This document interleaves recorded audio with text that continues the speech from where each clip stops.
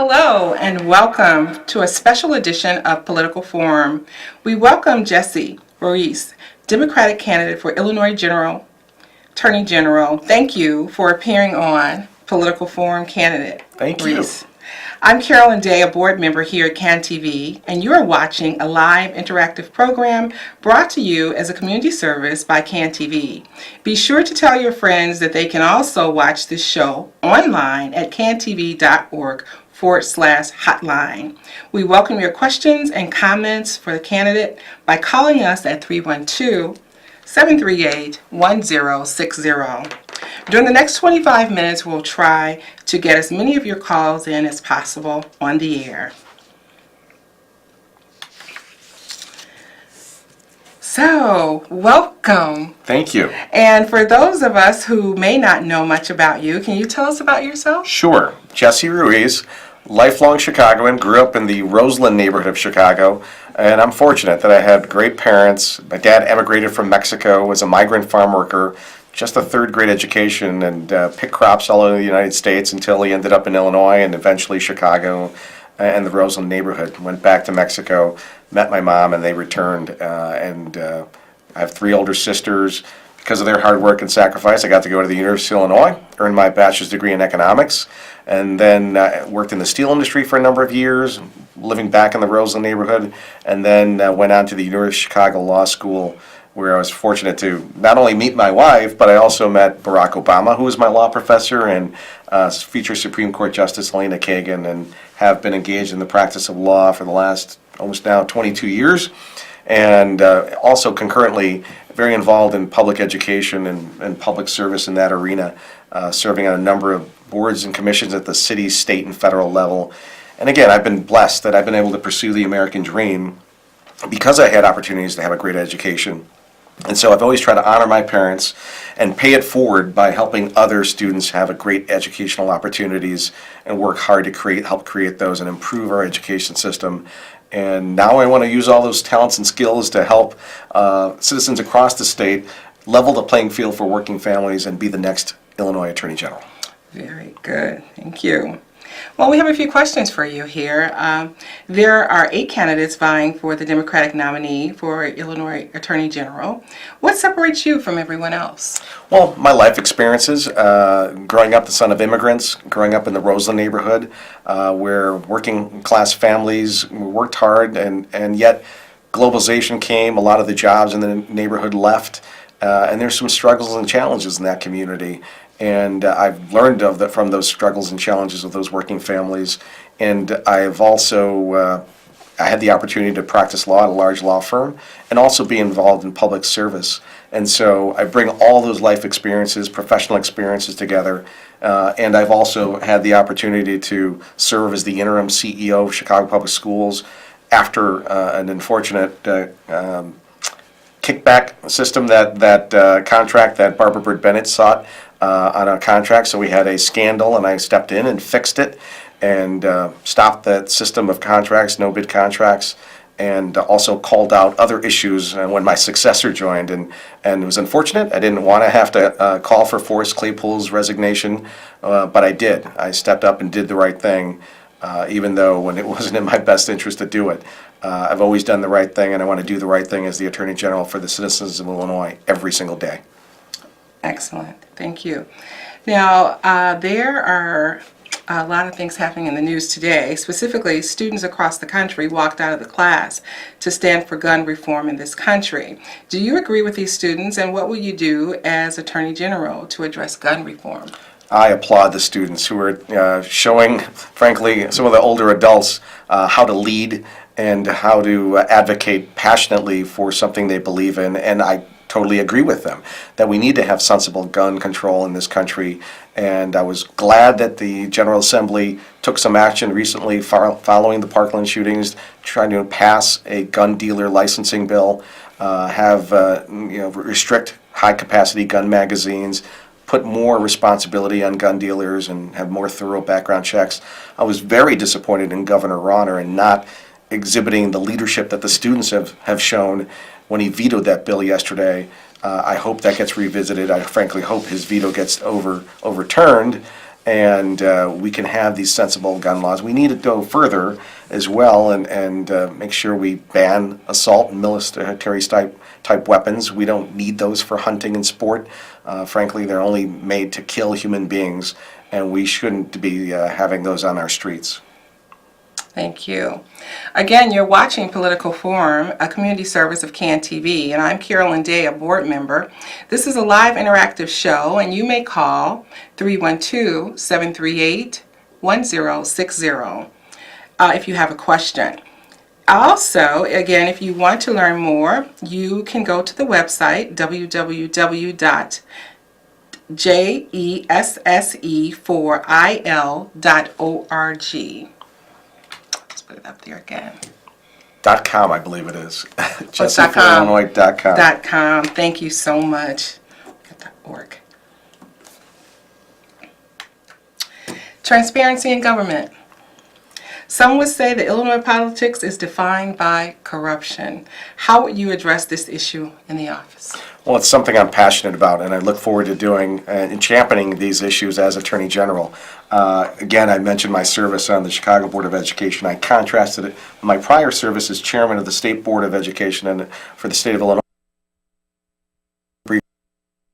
Wednesday of the month, in public, all the business of the board was done with complete transparency, and I think I helped instill confidence and trust in, frankly, a very democratic system of making decisions and debating the issues that were before us. Chicago Public Schools does not do that, and I'm disappointed that my colleagues have not heeded my admonition to do those board briefings in public. They circumvent the Open Meetings Act by doing them 2 board members or 1 board member at a time. It defeats the purpose of deliberation of a board and that collective thinking and letting the public see how decision making is actually done at CPS. I think I always say if Barbara Bird Bennett would have had to ask for that contract in public, perhaps that unfortunate incident of her seeking a kickback could have been avoided. And so I look forward to, as Attorney General, not only forcing CPS to do their board briefings in public, but forcing everybody to be as transparent, to respond to Freedom of Information Act requests, to provide more access to media and journalists, so that all the information about government and its functions and how money flows and who it flows to is out there. That with technology today, it should be on every government's website. We shouldn't have to ask for so much of our government officials to share the information that is the public's right to know. Thank you. So that's a nice segue into asking what's your opinion in the role of the Illinois Attorney General when it comes to policies proposed by President Trump and Attorney General Sessions that you may not agree with? Well, there's a number of them I don't agree with, and we've seen that attorneys general across the country have stood up when, frankly, our legal rights have been assaulted by our own president or our own Justice Department. And so when the travel ban was first imposed, when President Trump was first inaugurated last year, you saw Doug Chin from Hawaii and Bob Ferguson from Washington State, the respective attorney generals of those states, stand up and go to court and win. And when our constitutional rights are being attacked, it's our duty. I look forward to the day I'm sworn in as Attorney General, swearing an oath of office to uphold the Constitution of the United States and the Constitution of the state of Illinois and protect all citizens when their rights are being affronted, whether it be by a corporation here in Illinois or by our own president. I will stand up and fight for their rights and make sure we always do what's right, because no one's infallible, even presidents. Can overreach and overstep their authority, and that needs to be checked and checked under law. Okay, well, it seems like we have a caller. Caller, are you there? Yes, I am. Mr. Ruiz, answer me one question. Do you know how many unemployed doctor people, unemployed, on food stamps, or that MS-13 killer live in Miss Pelosi's neighborhood? That couple of $1 million home. I'm sorry, I'm having a difficult time hearing you. Your phone is, I don't know if you're on a cellular phone, but you seem to be coming in and out. Can you repeat the question? Caller, are you there? Yes, I am. Could Can you you hear me repeat now? Hello? Hello? Can you repeat your question? We're having a little difficulty hearing you. Okay, yes, Mr. Ruiz. How many doctor unemployed immigrants live in Nancy Pelosi's $1 million home neighborhood? How many MS-13 killers live there? And you're asking how many of these folks that you're describing live in Nancy Pelosi's neighborhood? Is that your question?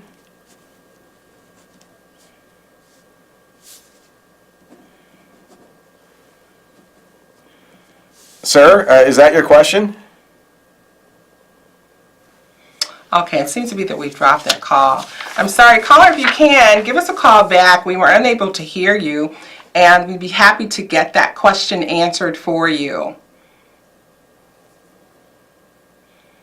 We'll see if he calls back. Well, I think that's what his question was. I don't know the precise number about that, and frankly, I don't know that there are these populations of people that he's in essence asserting exists in the district in California that Nancy Pelosi represents. And some of this, again, is misinformation about these populations of immigrants that exist in our country. And there are a number of studies that show that immigrants, regardless of their status in this country, are contributing more than they take from our government and are paying taxes. You can't exist in this country without, if you can consume anything or buy anything, you are paying taxes. And that's rightly so if you're benefiting from our society, but the assumption that folks aren't paying taxes and are just net takers from our society and not net contributors is not necessarily true. Yes, thank you. So many people may not know exactly what the role of the Illinois Attorney General. How do you see this office, and can you tell us a little bit more about it? Sure. Well, as the Attorney General, you are the chief legal officer of the state. You are the people's advocate, and it's been known as a large consumer protection office, but it also has a number of different bureaus. The environmental, you're litigating when there are big companies who affront on our rights or try to take advantage of people. You're also the person that's enforcing the Open Meetings Act and the Freedom of Information Act. You're also regulating all charities and foundations in the state through the Charitable Trust Bureau. And so there are a number of functions and providing a lot of information, but you're the people's lawyer. When there are legal issues that are confronting everyday Illinoisans, I will be your lawyer, I will be your advocate, and fight for your rights. Thank you. I think we had a caller. Caller, are you there?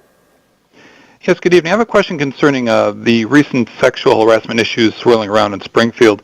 Number one, what is the role of the Attorney General there? And number two, do you plan on, or how do you plan on policing lawmakers who are making, these laws? Well, they should have been, frankly, having an inspector general to police themselves.